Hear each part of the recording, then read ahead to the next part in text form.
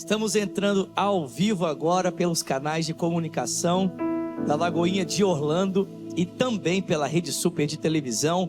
Seja bem-vindo, estamos começando mais um compacto. É um prazer estar com você onde quer que você esteja, a hora que você estiver, para juntos adorarmos o nome do Senhor. Nós temos aqui uma tradição, sempre que começamos o compacto, eu peço para você compartilhar com a gente de onde você está nos acompanhando, compartilhar o seu nome e também um pedido de oração. Então já aproveita, vai fazendo isso e também, é claro, já deixa aí para outras pessoas, vai compartilhando esse link, vai mandando no grupo da família, dos amigos, para que outros também possam estar acompanhando esse tempo conosco aqui de adoração, de comunhão. Está aqui com a gente hoje o pastor Samuel Misgaim, meu amigão, vai ajudar a gente com o louvor. Tô meio gripado aqui, gente, tá uma onda de gripe, de não sei o que aqui em Orlando, aí tô com a voz meio esquisita. O Samuca vai me salvar aqui hoje. Nós vamos adorar o Senhor, mas já pega esse link e manda para pelo menos umas 10 pessoas. Vamos adorar o nome do Senhor. O compacto está começando, Deus abençoe você. Vamos para cima, Lagoinha. Bora, e você já sabe, né? Você pode compartilhar esse link com seus amigos e você pode cultuar conosco aqui. Enquanto eu estiver ministrando louvor aqui, você escreve o seu glória a Deus aí nos comentários. Você participa com a gente. É maravilhoso saber que nós estamos aí, vocês estão aqui e o nosso coração está junto no Senhor. Vamos exaltar o nome dEle. Vamos cantar a respeito da nossa fé, daquilo que o Senhor tem feito no nosso coração, de como estamos posicionados na presença dEle, confiando no seu infinito amor. Vamos cantar. Os dias de aflição chegarão, as tempestades começarão. Eu continuarei a crer que o nosso Deus é soberano.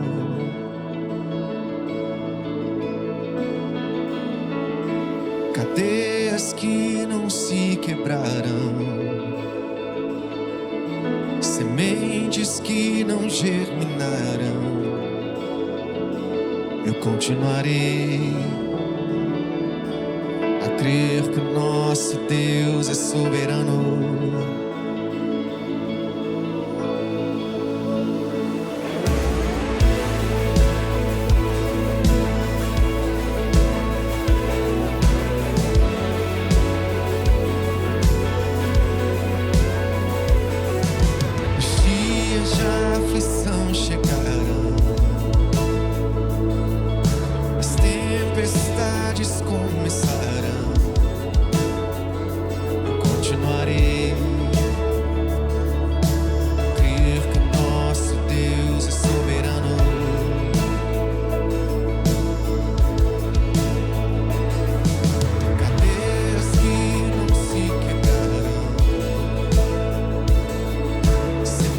Que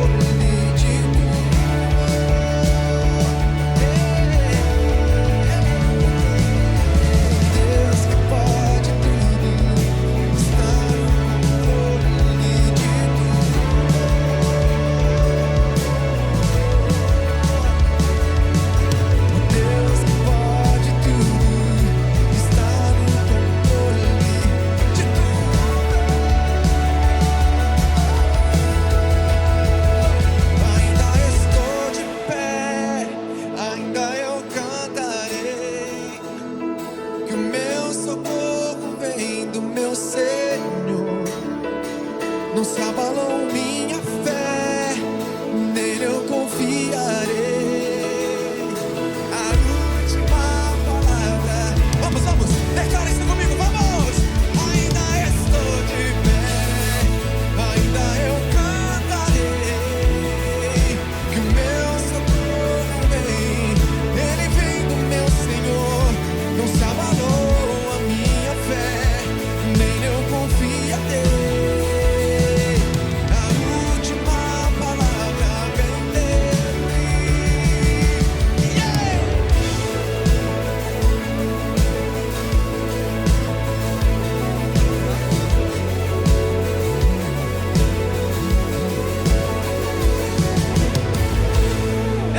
Pai, nós levantamos a nossa voz nesse dia, porque cremos que a última palavra vem do Senhor para a nossa vida.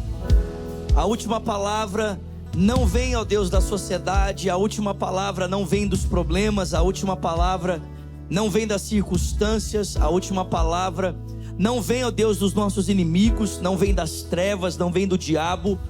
A última palavra sobre a nossa vida vem do Senhor. Ainda que muitas vozes ecoem à nossa volta, ainda que muitas vozes tentem, Senhor, falar ao nosso coração, nós sabemos que a última palavra da nossa vida vem da boca do Senhor, e é essa palavra que nós inclinamos os nossos ouvidos, é essa palavra que nós inclinamos o nosso coração.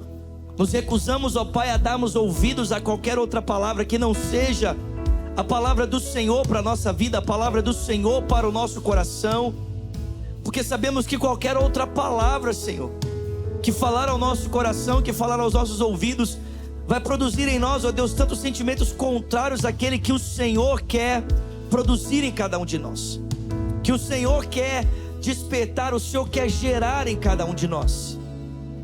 Sim, Pai, em nome de Jesus, inclinamos os nossos ouvidos na direção da Tua voz. Não faremos como os israelitas, que ao serem provocados por 40 dias por Golias, davam ouvidos à sua voz, e o medo tomava conta do seu coração, a aflição tomava conta do seu coração. Não seremos, ó Deus, como Pedro ali em Mateus capítulo 14, andando por sobre as águas, atentando para o vento, atentando para a força do mar, mas os nossos olhos estarão fitos em Ti, o nosso coração estará fito no Senhor. Somos aqueles, ó Deus, que não andam distraídos, como aqueles, ó Deus, que têm os olhos voltados para a eternidade, os ouvidos voltados para a direção da Tua voz, e pela Tua voz, e ó Deus, conscientes, os olhos voltados para a eternidade, caminharemos, ó Deus, sim, com os pés no chão, sem perdermos a consciência do tempo, sem perdermos a consciência da história, sem perdermos a consciência daquilo que o Senhor está fazendo, sem perdermos, é claro, a consciência dos desafios que nos cercam, mas, ó Deus, com os olhos voltados para o Senhor. As nossas raízes não estão firmadas no chão, os nossos pés tocam o chão, mas as nossas raízes estão, ó Deus, estabelecidas na eternidade. As nossas raízes estão postas no Senhor, não estão postas sobre o chão. Os nossos pés caminham no chão, mas as nossas raízes estão voltadas para o alto. Como Paulo disse, caminhamos com os pés no chão, mas uma vez que fomos ressuscitados com Cristo, agora os nossos olhos, o nosso coração, a nossa mente está voltada para as coisas do alto, onde Cristo está assentado à direita de Deus Pai. Pensamos nas coisas de cima e não naquelas que são da terra, porque a nossa vida está escondida em Ti, ó Pai. A nossa vida está escondida em Cristo, e quando Ele quer a nossa vida se manifestar, então nos manifestaremos com Ele, então nos manifestaremos com Ele. Cremos nisso, Senhor, cremos nisso, firmados nessa palavra caminharemos, firmados nessa verdade caminharemos, firmados nessa certeza caminharemos, não seremos abalados, não seremos, ó Deus, estremecidos. 1000 podem cair ao nosso lado, 10.000 à nossa direita, não seremos atingidos. Apenas com os nossos olhos nós veremos, ó Pai, o livramento do Senhor alcançar a nossa vida, alcançar o nosso coração e transformar completamente a nossa realidade para a honra e para a glória do Teu nome. Em o nome de Jesus, vamos dizer isso mais uma vez: o Deus que pode tudo está no controle de tudo.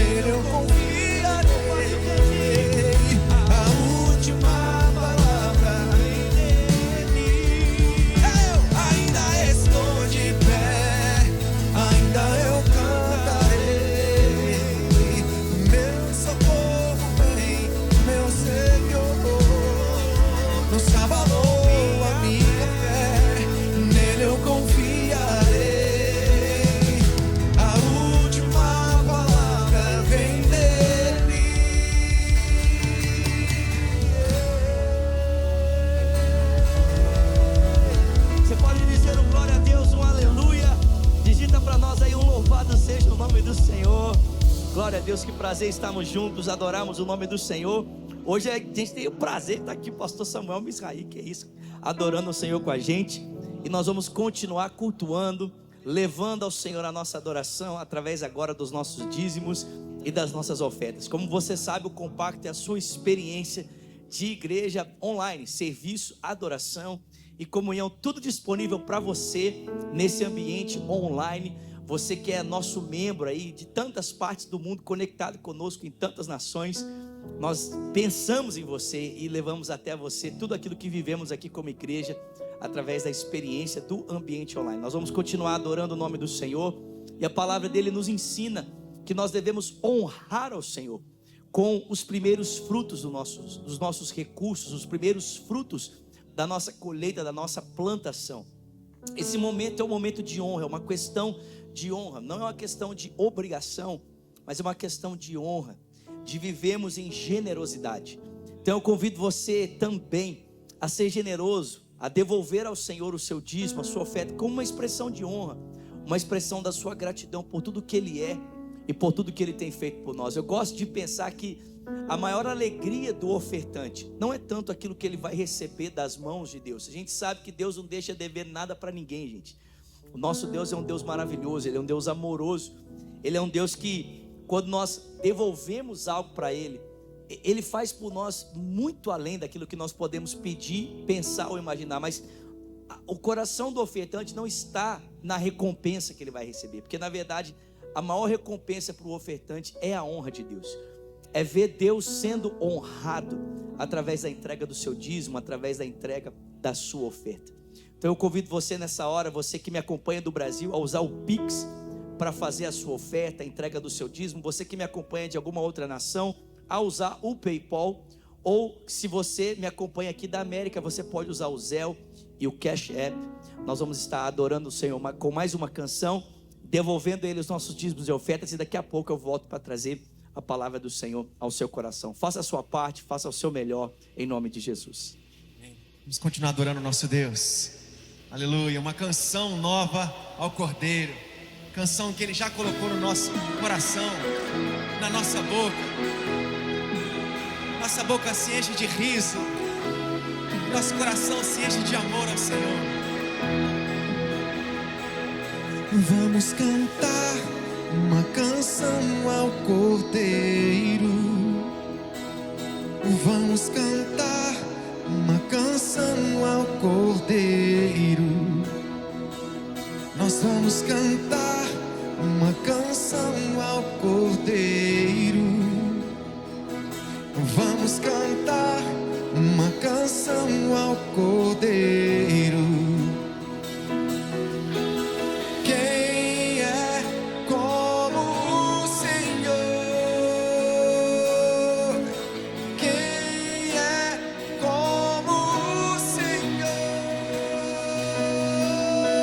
Santo, és incomparável, não há outro como tu. Reina sobre a terra,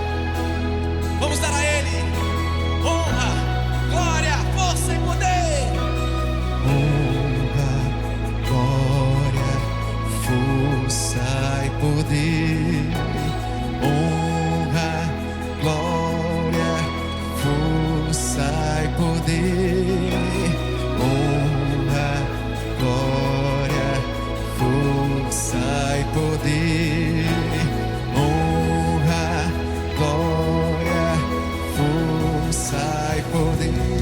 Ei!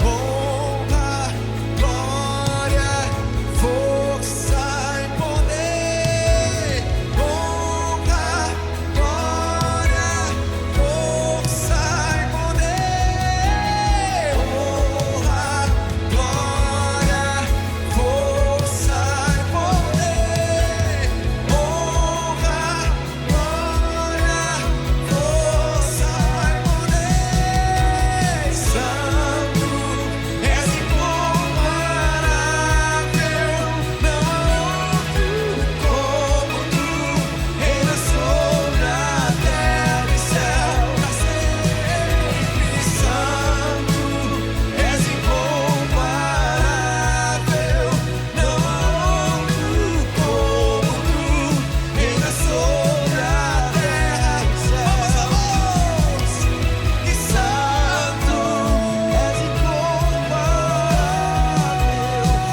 há outro como tu, reina sobre a terra e céu pra sempre.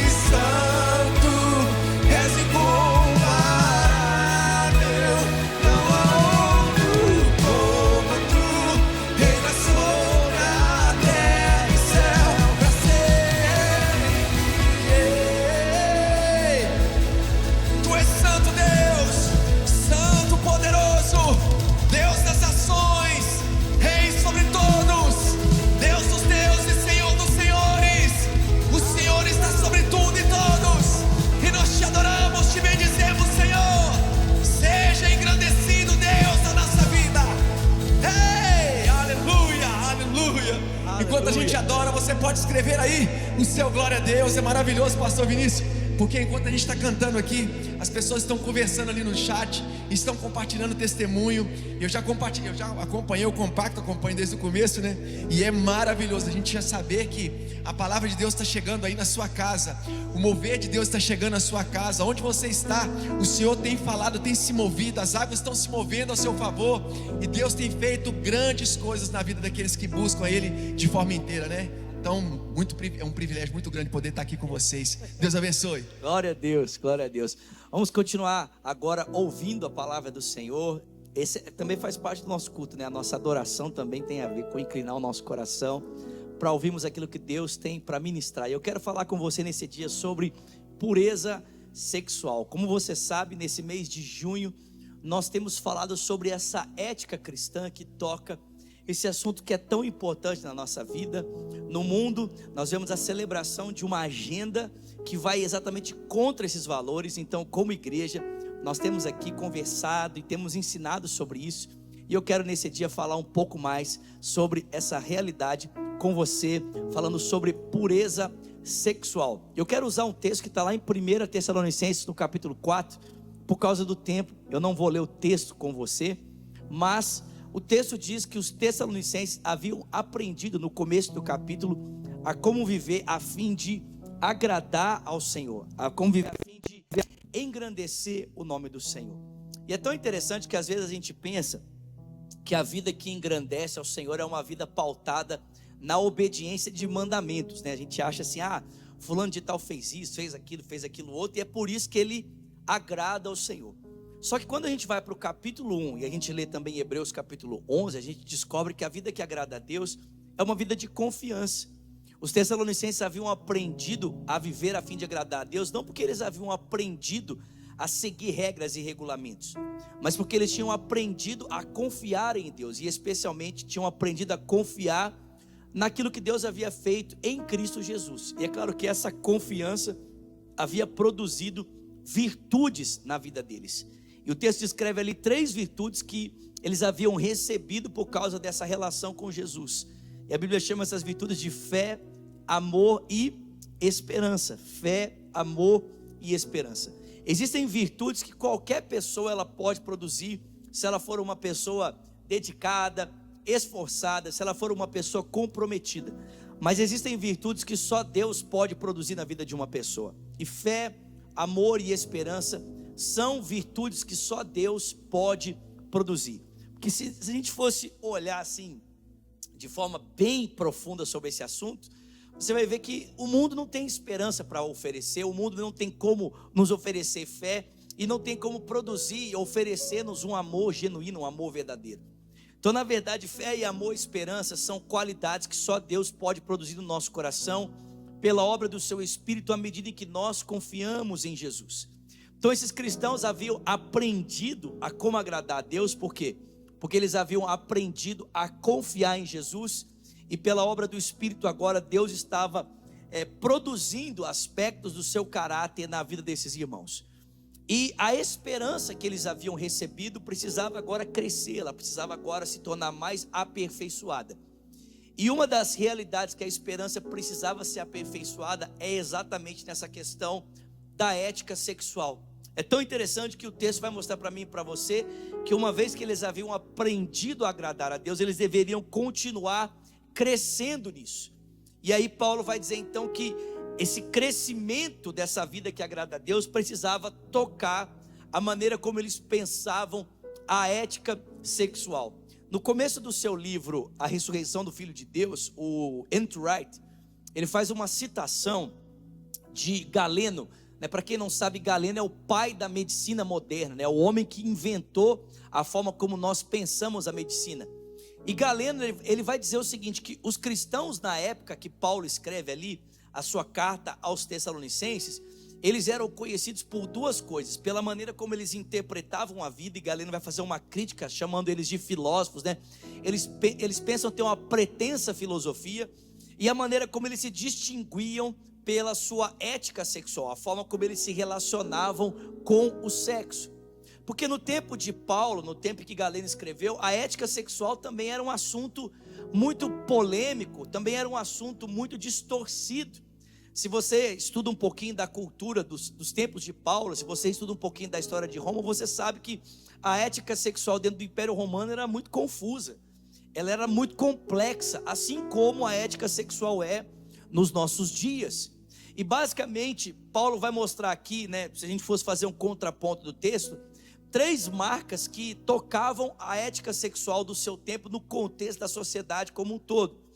Em primeiro lugar, o texto bíblico diz para mim e para você que a ética sexual daquele tempo era uma ética baseada no imediatismo, no culto ao prazer, no desespero pelo prazer, né? Como se não houvesse amanhã. É o que a gente chama hoje de carpe diem. Viva hoje como se não houvesse amanhã, curte tudo, faça tudo, aproveita de tudo, porque você não sabe se vai ter amanhã. Então você deve mergulhar. Aliás, o apóstolo Paulo fala exatamente sobre isso. Paulo fala em 1 Coríntios, no capítulo 6, que se nós, né, na verdade no capítulo de número 15, Paulo fala que se não houvesse ressurreição, nós deveríamos comer, beber e desfrutar a vida, porque não há esperança, não há um amanhã. Então vamos pular de cabeça, vamos curtir tudo, porque se não há ressurreição, esse é o melhor que se pode fazer. Mas Paulo vai dizer que há ressurreição, há esperança da vida eterna, e essa consciência da eternidade deveria modificar a forma como nós pensamos a ética sexual. Ou seja, como os antigos não tinham perspectiva de futuro, não tinham perspectiva de vida eterna, então para eles, como as raízes estavam muito voltadas para a realidade material, então tudo que eles podiam desfrutar estava ali conectado ao presente. Então eles tinham que pular de cabeça e ir para cima. A segunda a afirmação que Paulo faz aqui é que a ética sexual dessas pessoas era baseada no uso do outro. Ou seja, as pessoas no tempo de Paulo não eram vistas como pessoas, mas apenas como um meio de eu satisfazer os meus impulsos sexuais. Eu não sei se você sabe, mas nos tempos de Paulo, muitos ídolos eram cultuados com orgias sexuais, né? com promiscuidade sexual. Muitos templos na época de Paulo, eles eram completamente escuros, não tinham janelas, não tinham, né, entrada de luz. A única possibilidade de entrada de luz vinha da porta principal.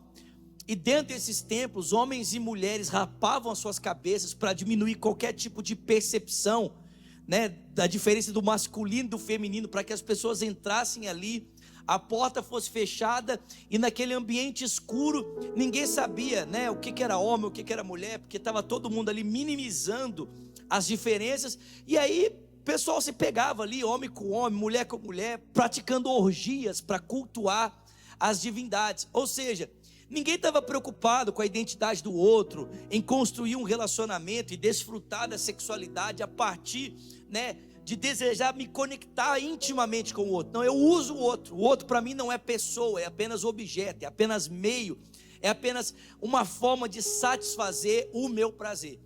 E a terceira forma é que a sexualidade estava completamente desconectada dos parâmetros de Deus, ou seja, ela era desconectada dos mandamentos, da vontade de Deus, que era que ela fosse desfrutada dentro do contexto do casamento. Paulo usa aqui uma expressão que é um hebraísmo.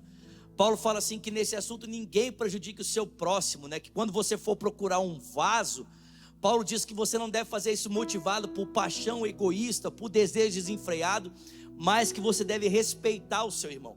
Essa expressão aqui, buscar um vaso, no texto original, ela diz respeito à forma como eu construí um relacionamento, como eu buscava alguém para me casar. Ou seja, ao invés das pessoas construírem um relacionamento nos valores de Deus, para glorificar a Deus, o sexo, né, o desejo pela satisfação sexual era o que movia as pessoas. Então essa sociedade é uma sociedade completamente confusa no que diz respeito à ética sexual. Não tinham perspectiva de futuro, então eram imediatistas, não tinham perspectiva do outro, o outro era só objeto, então usavam o outro, e não tinham perspectiva da vontade de Deus, então usavam a ética sexual para construir relacionamentos completamente confusos, desenfreados. E Paulo vai dizer que um cristão tem que ser completamente diferente. A vida de um cristão não pode ser calcada, a ética sexual de um cristão não pode ser movida pelos mesmos valores que tocam o mundo à nossa volta. Tessalônica, gente, era uma cidade muito grande, uma cidade cosmopolita, né? Aproximadamente, talvez aí 150 mil pessoas moravam nessa região da Tessalônica para onde Paulo escreveu. Então já era uma cultura, já era uma sociedade multicultural, de muita perspectiva diferente. Mas Paulo vai dizer, não importa a forma como a sociedade à nossa volta se porta em relação a esse assunto, um cristão é movido por uma forma completamente diferente. Ou seja, se aqueles que não têm a Deus são movidos por uma ética sexual imediatista, nós somos movidos por uma ética sexual que contempla a eternidade. Ou seja, o nosso corpo, ele tem que ser santificado ao Senhor, ele tem que ser consagrado ao Senhor. Eu não faço o que eu quero do meu corpo, porque o meu corpo não pertence mais a mim, ele é templo do Espírito Santo, e agora eu o ofereço a Deus como um sacrifício, eu o ofereço a Deus para que a vontade de Deus seja feita nele. Eu não perco a perspectiva da eternidade. Ou seja, mesmo que eu morra agora, né? Mesmo que eu vá me encontrar com Cristo, antes de Cristo voltar para se encontrar comigo, naquele glorioso dia, na volta de Cristo, o meu corpo será ressuscitado dentre os mortos, receberá a glória do Pai. Então desde já eu lido com ele como se ele tivesse prometido ao Senhor em casamento. É exatamente isso. Ou seja, o nosso corpo agora, irmãos, ganhou uma dimensão sagrada, uma dimensão sacra, né? Ou seja, eu não olho mais para o meu corpo como uma coisa que é usada, mas como algo que eu ofereço a Deus, como parte do meu culto oferecido a Ele. Então nós não perdemos a consciência da eternidade, nós não perdemos a consciência do eterno. A ética de um cristão, no que diz respeito à sua sexualidade, também contempla a eternidade. Nós estamos prometidos para um noivo. Aliás, eu não sei se você, né, cresceu na igreja, mas eu cresci na igreja. E uma das coisas que as pessoas sempre falavam é: se Jesus voltar hoje, você vai estar preparado? Se Cristo voltar agora, você vai estar pronto? Você tem vivido devidamente uma vida de pureza e santidade para se encontrar com o seu Senhor? E essa santidade toca a maneira como nós estamos usando o nosso corpo no que diz respeito à nossa ética sexual. Paulo também vai dizer o seguinte: olha, não apenas a minha compreensão da ética sexual tem a ver com a percepção da eternidade, ou seja, o meu corpo está prometido a Cristo, ele vai ser glorificado, há uma vida eterna me esperando. Mas Paulo vai dizer: eu não posso usar o outro, eu não posso esquecer que o outro é pessoa. Ou seja, eu não posso entregar o meu corpo para alguém se eu não estou disposto a dar antes para essa pessoa o meu coração. O meu corpo só é entregue para uma pessoa quando eu entrego, posteriormente para ela, primeiramente a ela o meu coração. Eu não posso ser para alguém aquilo que eu não decidi ser por inteiro. Eu não posso dar o meu corpo para alguém se eu não decidir dar antes para essa pessoa a minha vida. Hoje, infelizmente, as pessoas não estão preocupadas. Elas querem simplesmente entregar o corpo como se fosse possível, né? Não, mas isso aqui é só uma noite. Eu estou só entregando meu corpo. Mas ninguém pode entregar o corpo se você não está entregando seu coração antes. Se você não está decidido se entregar completamente. É por isso que muitas pessoas ficam aí emocionalmente traumatizadas, porque elas vão produzindo essa desconexão nelas, elas vão produzindo essa ruptura na vida delas, e aí isso vai prejudicando o seu emocional. Paulo está dizendo: não use o outro não é um objeto, o outro é pessoa, tem história, tem vida, tem identidade. Então, se você não está disposto a ser um com essa pessoa, se você não está disposto a levar a sério o plano e o projeto de Deus para essa pessoa, você não tem direito de usar ela. Se você não está disposto a dar o seu coração, você também não pode dar o seu corpo para essa pessoa. E terceiro, Paulo vai dizer que nós não podemos construir relacionamentos baseados só na vontade de ter o corpo do outro. Quantas pessoas hoje, quando elas querem construir um relacionamento, a primeira coisa que elas fazem é abrir o Instagram e ficar ali rolando a foto da pessoa, E ela fica ali rolando a foto para ver como é que é, Como é que é o corpo da pessoa. Como se o ponto de partida para a construção de uma família saudável fosse a imagem do outro, fosse o que o outro mostra para mim. E gente, deixa eu dizer uma coisa para você. Eu me casei com a minha esposa. É claro, minha esposa é muito bonita, mas a decisão de casar com a minha esposa, ela não veio apenas por causa de uma bonita estética, Porque eu vi a minha esposa, ela é maravilhosa, a menina mais linda que eu já vi. Não, ainda que a minha esposa seja a mulher mais linda que eu já vi, mas a decisão de casar com a minha esposa veio o dia que eu ouvi a Virgínia falando assim: olha, o meu sonho é viver aquilo que você vive hoje para Deus. A gente estava conversando, andando ali pelas ruas de Nova York. A Virgínia tinha um trabalho muito legal. Eu falei para ela: olha, um dia eu queria ter essa experiência de trabalhar fora, trabalhar numa empresa, porque eu cresci na igreja, sempre trabalhei na igreja. Ela falou assim: você está doido? Meu sonho é viver o que você vive, poder dedicar todos os meus minutos para viver o ministério, servir ao Senhor. E a hora que eu ouvi a Virgínia falando isso, eu falei assim: cara, eu vou casar com essa mulher, porque ela entendeu o propósito, ela entendeu aquilo que Deus me chamou para viver, e eu quero alguém que compartilhe o mesmo propósito. Então hoje, por que muitas pessoas não conseguem desenvolver relacionamentos saudáveis? Porque elas estão mais preocupadas com as curvas do corpo de uma pessoa do que com o propósito de vida. Sabe, deixa eu dizer uma coisa para você: relacionamento, casamento tem a ver com a decisão de morrer por alguém, para que essa pessoa se torne tudo aquilo que Deus sonhou para ela. Se você não está disposto a morrer para que alguém seja tudo aquilo que Deus sonhou, se você só está interessado nas curvas do corpo dessa pessoa, ou nos músculos que essa pessoa tem, você ainda não entendeu o que significa construção de relacionamento. A ética de um cristão para viver a sua sexualidade, para viver a sua vida sexual, é completamente diferente. É claro que para eu chegar nessa conclusão foi um processo muito longo. Zulato, você também não viveu essas coisas aí, tipo assim, de ficar aí caçando, olhando foto? Vivi isso. E posso dizer uma coisa para você: enquanto eu tentei construir um relacionamento assim, foi só bagunça, só confusão, só frustração. Mas o dia que eu decidi mudar os meus parâmetros e me alinhar ao projeto de Deus, e dizer: Senhor, eu vou fazer do seu jeito, da sua forma, então Deus me deu uma família maravilhosa. Inclusive, quarta-feira que vem, eu vou estar celebrando 6 anos de casado, dia 28 de junho. Quarta-feira que vem, vou estar celebrando 6 anos de casado. E eu posso dizer para você, cara, casado e muito bem casado, uma filha maravilhosa. E eu tenho certeza que Deus tem a mesma coisa para você. Deus não tem esse projeto só para a minha vida, Ele também tem esse projeto para a sua vida, para o seu coração. Mas para isso Ele precisa fazer um mindset, mudar a nossa mentalidade, para que a gente possa viver aquilo que Ele tem preparado para cada um de nós. Nós vamos estar orando nessa hora. Eu quero que você coloque as suas mãos sobre o seu coração.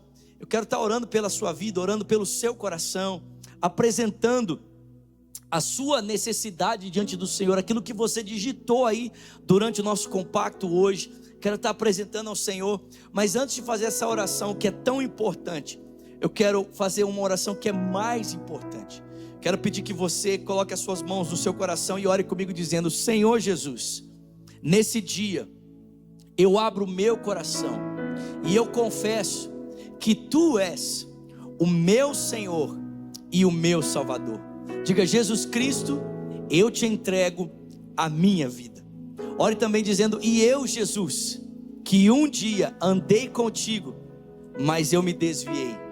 Ore dizendo: hoje, arrependido, eu volto, na certeza de que o Senhor me recebe. Vai digitando para nós, se você fez essa oração pela primeira vez, dizendo: eu quero entregar minha vida a Jesus Cristo, ou se você orou dizendo: quero voltar para Jesus hoje, digita para mim, por favor: eu decido por Jesus. Nós temos moderadores online, queremos orar com você, queremos orar por você. E enquanto você vai digitando, eu quero orar pelo seu pedido de oração, eu quero orar pela sua vida, pela sua casa, pela sua família. Não sai daí, vai digitando para a gente. Você que está decidindo por Cristo, ou você que está voltando para Ele, digite para nós. Deixa eu orar com você, deixa eu orar por você. Pai, em nome de Jesus, nós oramos nesse dia por cada um dos nossos irmãos que apresenta a sua vida, que apresenta o seu coração. Ó Deus, que coloca diante do Senhor a sua casa, que coloca diante do Senhor a sua família, suas necessidades, as suas urgências, suas demandas. Senhor, ó Deus, sejam elas de ordem material, sejam elas de ordem espiritual, sejam elas, Senhor, de ordem, ó Deus, emocional, não importa, o Senhor conhece cada uma delas. E nós oramos para que o Teu Espírito venha agora, Senhor, ao encontro de cada coração, cada casa, cada família, Senhor. Vem trazendo resposta, vem trazendo provisão, vem trazendo, Senhor, em nome de Jesus, alívio, conforto. Vem trazendo, Senhor, ó Deus, novidade de vida para a honra e para a glória do Teu nome, Senhor. Nós oramos, ó Deus, por portas abertas, oramos por provisão, oramos por cura, oramos por milagres, oramos por restauração, oramos por famílias reconciliadas, casamentos transformados, ó Pai, para a glória do Teu poderoso nome. Faça isso, é o que nós te pedimos e te agradecemos, em o nome de Jesus. Amém, amém, amém. Os instrumentos vão continuar tocando aqui, você continua digitando para nós. Eu espero ver você semana que vem para mais um compacto, em nome de Jesus. Não esquece de compartilhar esse link, de mandar para outras pessoas. Deus te abençoe, até semana que vem, se Deus quiser. Valeu!